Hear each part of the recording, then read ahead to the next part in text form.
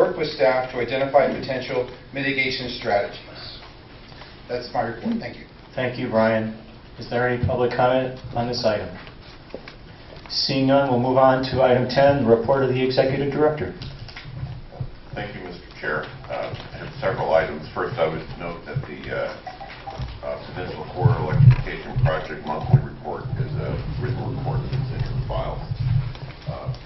Secondly, with respect to the status of the full funding grant agreement, I'd like to give an update. As you know, as of February 17th, the grant was eligible to be signed by the Federal Transit Administration. On that date, we received a letter and phone call from the Executive Director of the FTA indicating that the decision was being deferred, but that it could be signed if the grant is allocated funds in the President's budget. It is expected that the actual budget would be submitted at the latest June 15th, but possibly as early as April. We have completed all regulatory and technical requirements and completed the mandatory 30-day congressional waiting period. We've been already allocated $73 million in previously appropriated core capacity funds, and execution of the full funding grant agreement would give us access to those funds. The fiscal year 17 House and Senate appropriations bill included $333 million for the core capacity program, and the House bill specifically recommended $100 million for our project.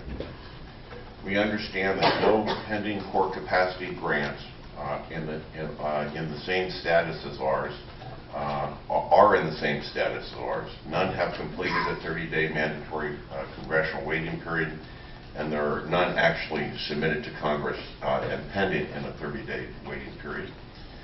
We also understand that no full funding grant agreement with the level of rating that we have been awarded that has completed the process that we have has ever not been signed.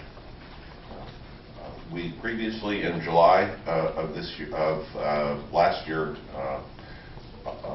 authorized that pursuant to board action, and we executed a limited notice to proceed to both Balfour Beatty and Stadler with that limited notice to proceed on March 1st. That was the date that was negotiated at that time last year as the furthest out as possible, with the intent being to be able to authorize the full notice to proceed under both contracts as of March 1st, with the execution of the full funding grant agreement having taken place before that time. For any delay past March 1st, there was no obligation for the contractors to hold their contract prices. As you know, we have negotiated an extension through June 30 of this year of both contracts. The extension is simply for a continuation of the limited notice to proceed period. It is not to add additional work as would have been done under the full notice to proceed.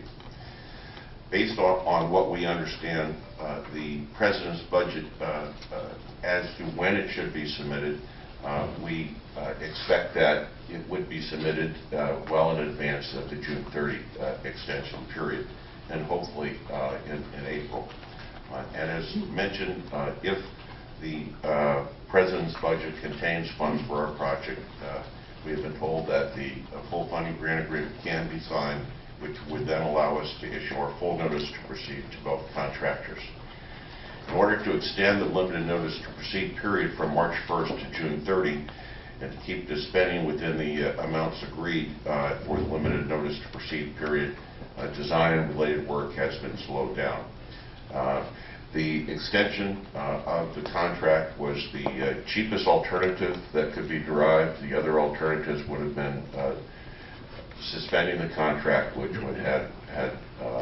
we had a right to do for up to 120 days. It would have substantial financial consequences had we suspended it. We also had the option of terminating the contract, which also would have had financial consequences. And if the full funding grant agreement had come in after it was terminated, we actually would be in the position of having to go out for rebidding the project, which would mean that we wouldn't really be able to get the full funding grant agreement. There will be a cost of up to $20 million potentially because of the extension.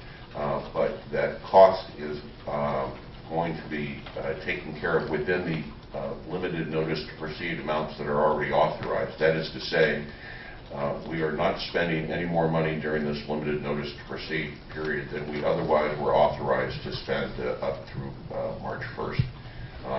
At the time that we get the full funding grant agreement, we will know what, if any, additional costs we have had, and we will deal with that at the time of issuing the full notice to proceed.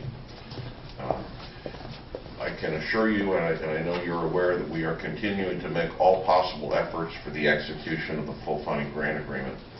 We have tremendous support from throughout the state, from individual cities to the governor, from the region in general, from employers of all sizes, and the business associations that represent the major employers in the region.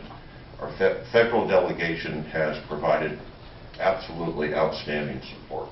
Congresswoman Eshoo and Spear and Senator Feinstein in particular have been strong and steadfast and creative supporters of our project, and they are continuing to do so. We're reaching out across the country for support from folks who would benefit by the job creation from our project, and there are substantial jobs, not just in California, but around the country that are generating from this. This is the core capacity program that we are in is a program that is a bipartisan program. It's not a program of one party or another. It is clearly a bipartisan program, and we are seeking bipartisan support to get us through this process.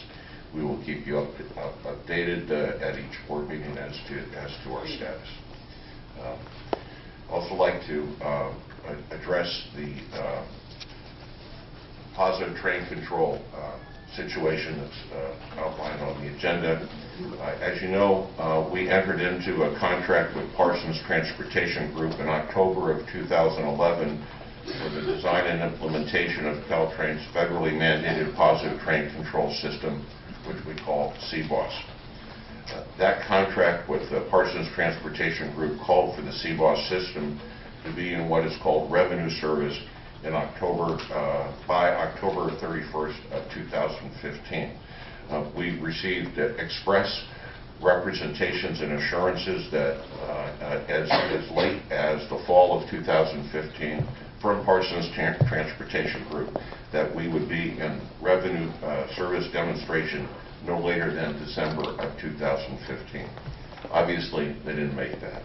Due to persistent delays in delivering the project and a lack of progress in moving the project forward consistent with Parsons Transportation Group's contractual obligations, Caltrain terminated the contract with Parsons Transportation Group on February 22nd. This termination action is unusual and regrettable, but it was necessary to exercise control over the cost and schedule of the project, and was taken only after repeated intervention, peer review that was commissioned by, at my request, and increased Caltrain oversight of the Parsons Transportation Group, which failed to significantly improve their performance. Since the termination, we have immediately begun the process of identifying a replacement party who has the demonstrated ability to perform. While this action will complicate final delivery, it was done at this time to ensure that it does not impede progress on the electrification project and will not jeopardize the significant progress being made by the positive train control project. This progress already in the positive train control project includes the now complete installation of wayside and onboard hardware, installation of a fiber optic backbone, and the build-out of a new backup control center facility, and a significant amount of field testing. On March 1st, we filed a lawsuit against Parsons Transportation Group for breach of contract. We have also learned that they have filed a lawsuit against us. Their lawsuit against us has not yet been formally served upon us. Further discussion of this matter will be included in the scheduled closed session at the end of the agenda, as this matter is subject to ongoing litigation.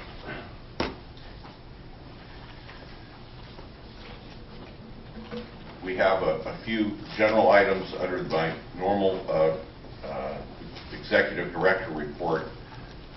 Unless there was that you're customarily aware of, I won't go into much detail other than talk about just a few of them. Our on-time performance for February was 93.8% compared to 90.5% for the February 2016. For trains within 10 minutes, the on-time performance was 96.1%. Our Caltrain 2017 annual count survey for counting passengers is anticipated to be completed by April. I'm giving you regular updates on that. Our special event train service continues. As you know, we have a service that's addressed for the Sharks. We had Giants Fan Fest service. We have a modified schedule on President's Day.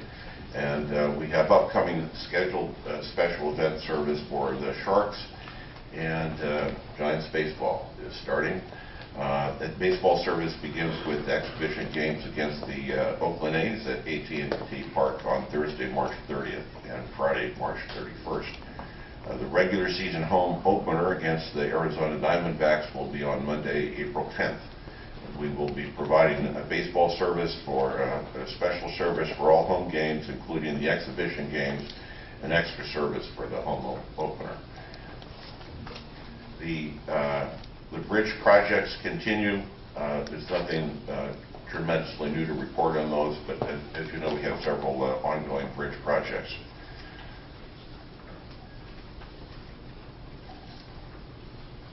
That concludes my report for today.